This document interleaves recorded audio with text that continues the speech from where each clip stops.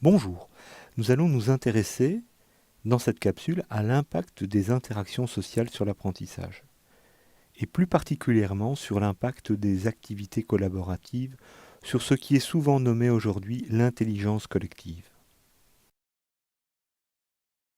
Voici une série de sociétés actives aujourd'hui qui mettent en place des pratiques collaboratives innovantes en utilisant le potentiel qu'offrent les technologies.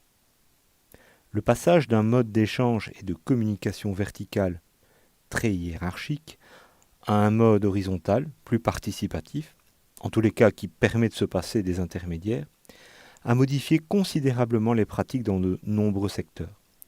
C'est ce que Bernard Stiegler nomme des pratiques disruptives, c'est-à-dire qu'elles rompent avec les usages habituels, qu'elles sont perturbatrices. Ce phénomène a donné naissance à un néologisme, celui d'ubérisation, en accordant beaucoup d'importance, sans doute trop, à une plateforme qui a révolutionné, je ne dis pas que c'est bien ou que c'est mal, je ne fais que constater, le monde du transport des personnes en taxi.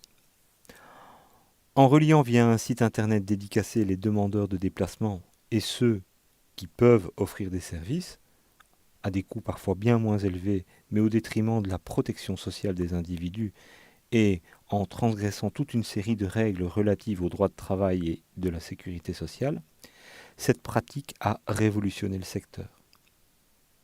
Il y a une nouvelle concurrence qui est apparue. Déloyale ou pas, chacun se fera son opinion. Ce qui est sûr, c'est que les secteurs touchés verront se réguler certaines de leurs pratiques dans les années à venir. Et ce sont toutes les facettes de la société qui sont touchées par le phénomène. De la restauration à l'immobilier, les voyagistes et le secteur de la santé. L'éducation ne peut pas ignorer la mouvance dans laquelle le monde évolue. Des sites comme la Khan Academy, l'apparition d'institutions qui dispensent des formations hors du circuit classique, l'apparition de phénomènes massifs et ouverts comme les MOOC en sont une forme de mise en œuvre dans le domaine de l'enseignement et de l'apprentissage.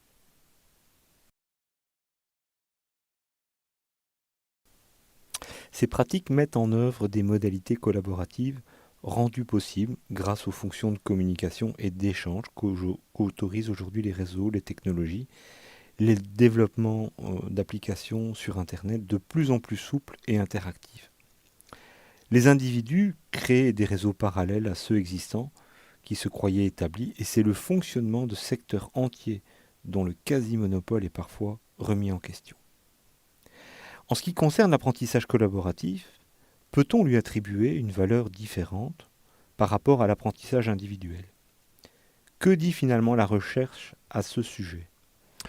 Alors, 2 tiers des recherches mettent en avant des bénéfices d'apprentissage favorables aux apprenants lorsqu'ils travaillent de manière collaborative. C'est ce que vous voyez sur la droite du schéma qui vous est présenté. Cela signifie donc qu'un tiers de ces apprentissages collaboratifs ne sont pas plus efficaces que l'apprentissage individuel. Ces activités collaboratives recouvrent en effet de nombreuses réalités et demandent à bien appréhender les conditions dans lesquelles elles sont efficaces. Et c'est ce que nous allons traiter dans la suite de ces capsules.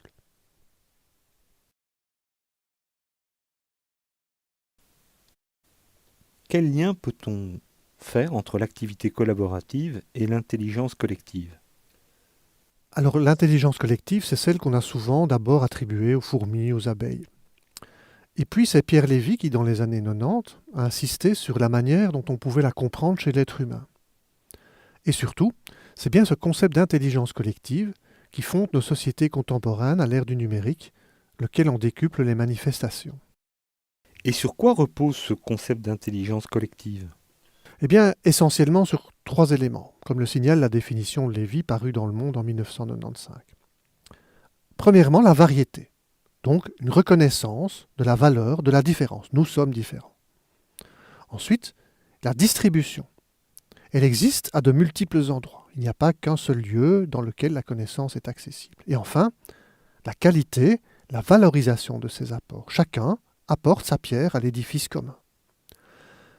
Et bien sûr, la capacité, aujourd'hui, à tous ces échanges à s'opérer rapidement, grâce au réseau dont les technologies augmentent les capacités d'action.